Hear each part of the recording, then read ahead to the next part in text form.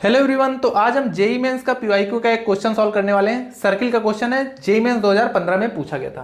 क्या क्वेश्चन था कि the number of common tangents to the circle, ये दो सर्किल की इक्वेशन दी गई है, बताना कि कितने नंबर ऑफ कॉमन टेंजेंट्स इसमें खींची जा सकती हैं।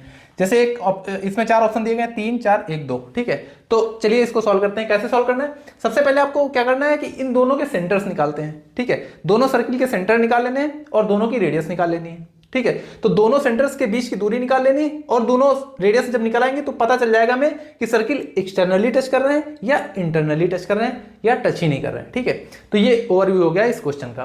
तो सबसे पहले सॉल्व करने के लिए क्या करते हैं, सर्किल की जो जनरल फॉर्म की इक्वेशन होती है वो क्या होती है, x square plus y square plus 2gx plus 2fy plus c is equal to 0। तो इसके सेंटर जो होते हैं वो क्या होते हैं, minus g comma minus F. ठीक है, ये बात पता है।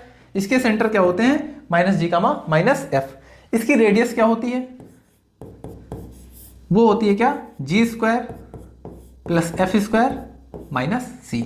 ये होती है क्या, रेडियस। तो बस अब कुछ नहीं करना है, इसका सेंटर निकाल लेना है, इसका सेंटर निकाल लेना है और दोनों की रेडियस निकाल लेनी है। ठीक है, तो चलिए सेंटर पहले निकाल लेते हैं। तो इसका सेंटर क्या हो जाएगा, 2g से इसको कंपेयर कराओगे तो आ जाएगा 2।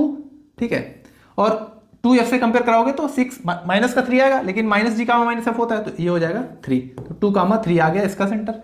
इसका सेंटर क्या होगा, इसका होगा 3 कामा 9 माइनस 3 कामा माइनस 9। ठीक है, क्योंकि प्लस में है तो माइनस आ जाता है, क्योंकि minus g comma minus f होते हैं। अब रेडियस निकालने के लिए क्या करोगे, g square plus f square minus c करोगे तो 2 स्क्वायर प्लस 3 स्क्वायर, 2 दूनी 4 3 त्रिका 9 4 13 हो जाएगा। माइनस सी होता है तो माइनस माइनस प्लस हो जाएगा, ये 12 हो जाएगा। तो आर का वैल्यू आ जाएगा क्या, यहाँ से 25 और आर की वैल्यू 5 आ जाएगी। तो ये R1 का क्या निकल आया, मतलब R1 की रेडियस निकल आई, ये हो गया C1। वैसे ही ये C2 हो गया और R2 निकाल लेना है। R2 क्या हो जाएगी, 3 स्क्वायर मतलब 9, 9 का स्क्वायर 81 माइनस सी तो माइनस 26। ये क्या हो जाएगा, सॉल्व करोगे तो 90 90 में 26 घटाओगे तो आ जाएगा 64, मतलब कि 8।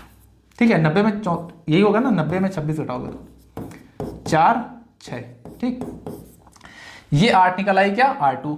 तो हमें C1 पता हो गया, C2 पता हो गया, R1 पता हो गया और R2 पता हो गया। ये हमारी क्या है, R2। अब सिंपल से क्या करना है, C1 और C2 मतलब सर्किल, ये जैसे ये सर्किल है, एक सर्किल का सेंटर ये है C1, एक सर्किल का सेंटर क्या है C2 ये है।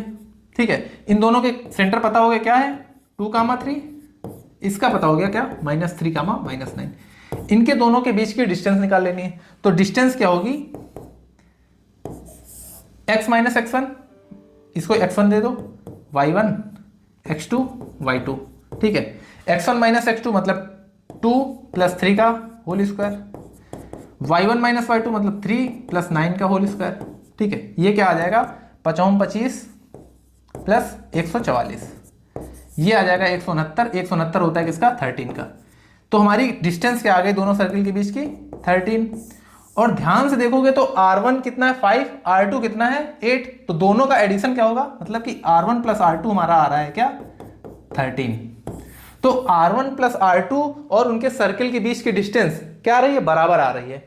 तो कहने का मतलब क्या है, कहने का मतलब क्या है कि दोनों सर्किल एक दूसरे को एक्सटर्नली टच कर रहे हैं। कैसे, वो हम आपको बताते हैं। सपोज करो इस सर्किल की रेडियस क्या है, R1, जो कि क्या है 5। दूसरे सर्किल की रेडियस क्या है 8। ठीक है, ये 8 हो गई, ये C1 हो गया, ये C2 हो गया।